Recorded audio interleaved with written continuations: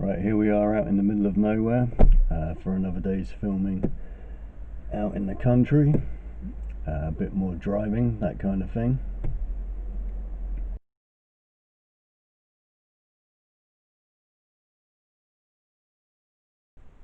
I started writing The Cost of Our Blood immediately after finishing Occasional last year, and it was designed to be a very different kind of short film. Whereas Occasional had been very slow paced and very introspective, this would be more of an action crime film as opposed to an arty black and white spy film. So we started shooting in London in January this year, and did a bit more in Bournemouth and Poole February and March. And then of course we had to stop for 3 months. We had been planning a summer release for this one, but we had to stop for all of April, May and June, and we couldn't get back to it till July. So in July we headed off to Warminster to get all the stuff, the start of the film, with me and Rob and Don. I hadn't worked with Rob and Don on a film for a really long time, but it was, it's just like nothing had changed. We just picked up completely where we left off, nearly 10 years ago.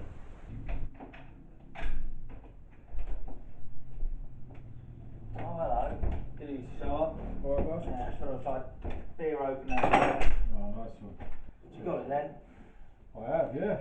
Beer on the side for you. Oh, nice one. What have we got? Wow, what a result. Buns on the side. Wow, what a result. How much do you reckon we got then? Don't know, because George hasn't told me.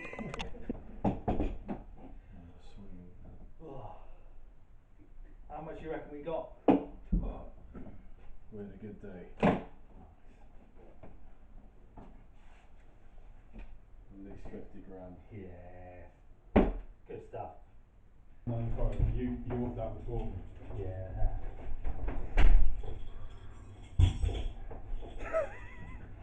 Yeah, go on.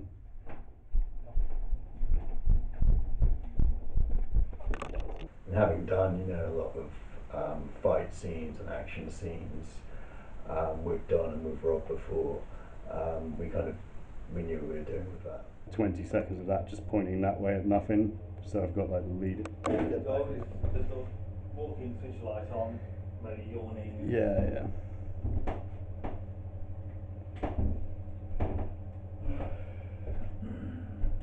Yeah, and if I move behind you so it looks like don't actually do it.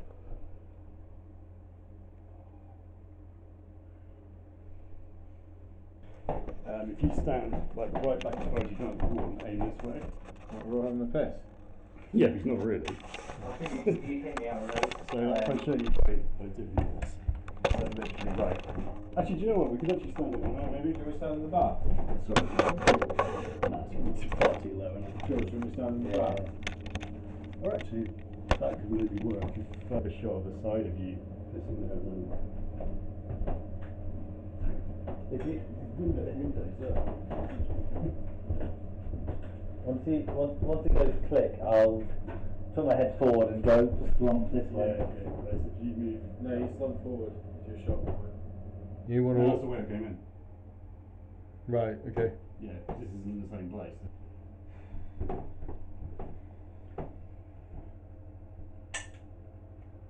Of course, really, it's a good excuse for a weekend away. We had a great weekend in Warminster. Managed not to terrorise too many people in our hotel with the Desert Eagle and the fight scene. Alright. Yeah, that money you owe me. Spent it years ago, Joe. Alright? Yeah, apart from all that money you owe me. What money? You spent that years ago, Joe. Shit, mate, it's still That's all right. Keep going. I'm sorry, I've got to wait for you to say we spent it all years ago. Yeah, okay. Alright. But it's a very different fight to the one that Don and me had in Beneath the Ice.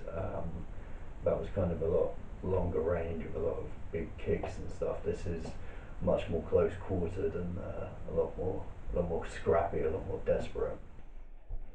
It looked alright, Yeah, so Yeah, is that right? Cool, yeah. I'll work you slowly. Get Oh, up. no, I'd go for a kick if I was in this position. Okay. Shall I get up? Then in August, we went back to London to do a scene where my character Jimmy, where he buys the gun from the character of Nikita. She was a later addition to the script. Originally, Jimmy just bought it from a unnamed kind of nondescript guy in a pub, a male character you never found out anything about. You don't find out too much about Nikita and Xenia, the other Russian character, really either, but they're certainly more interesting. Here, right? Let's do it again. Okay. This is a Desert Eagle 0.50. Oh, okay. Let me do it again. Okay. Coming back. I can hear maybe. Yeah, okay. Okay. So I start as if I just got in. What do I say? Okay. So yeah, you give it to like, just put it on that seat, and then I do like the what is this? Okay, but then wait. So what do I say next? All right. So you want the da da da. I said good.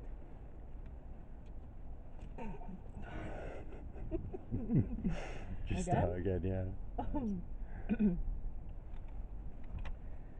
Carolina, who had been in my last film, who'd been in Occasional, ended up playing the part of Nikita. Originally, I wanted Svetlana, who played Xenia, to play Carolina's part. Fucking what? Oh, I just said that. I had to sorry, I make it should more have aggressive. told me. You couldn't go for that.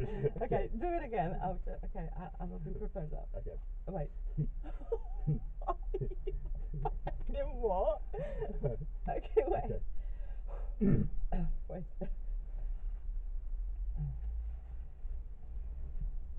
You fucking what?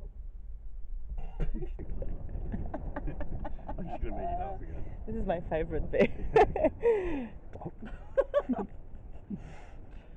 What happened was, at one stage it didn't look like we were going to get Svetlana, so I just shot it with Carolina instead, knowing, I already knew her and I knew she could do it. The only thing she was worried about was the Russian dialogue. Carolina is Polish, but she knew enough Russian to be able to do it. So we did that. Immediately after shooting that, it turned out Svetlana could do it. So I wrote the character of Xenia for her, so she could still be in the film, so we could have her too. Da, ja je powiedziała, on kupił pistolet. Okay. The ending changed a few times. It was at one point Jimmy was just going to get away with it and walk away. At another point, he was going to be killed by a detective who was a detective character that was cut from the script and never shot because he was a bit too comical. It was kind of trying to inject a bit of humour to it, but it was probably too much. It would have felt like a character who'd walked in from a different film. Like someone had changed channels in the middle of this one to a broad comedy. It would have been a bit over the top for this one. So we got rid of the detective character, and I thought about maybe having Nikita turn up again, and I thought maybe another Russian. So eventually, when it turned out Svetlana could do the film, I wrote it as another Russian, ex-special forces assassin, spy, whatever she is. But you just know from that performance, as with Carolina's performance as Nikita, that they're both very, very mysterious and very dangerous.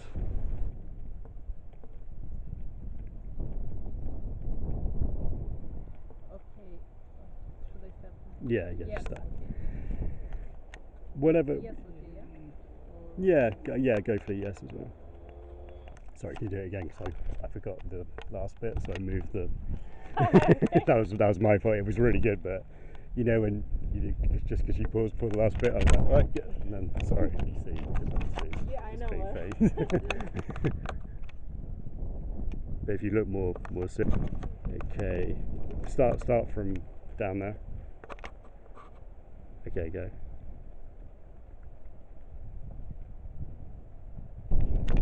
Okay. Okay. Okay, go.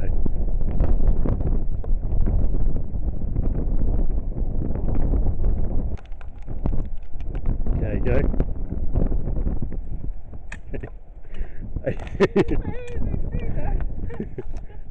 Right, you ready? Okay, go.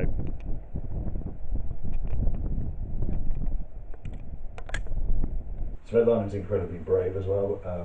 Everyone else in this film I'd worked with before, I don't think she knew quite what she was getting into, but she dealt with it really well. To you know, coming out to film this scene in the forest in the middle of nowhere, with this dodgy low budget production where she didn't know anyone or what we were going to be like, but just handled the gun brilliantly, just fearless with that.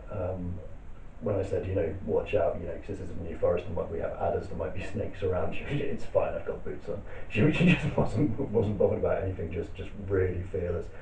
Another thing, you can't really see it in the film, because all of her shots, she's never really in a shot with me or with anyone else, so you can't really see her height. I didn't realise how tall she was, which added like this whole other dimension of how threatening and dangerous this character was going to be. Yeah, it was a bit of I suppose like a Tom Cruise moment for me. I was like, right, okay, that wasn't expecting that, but that's great. We can work with this height.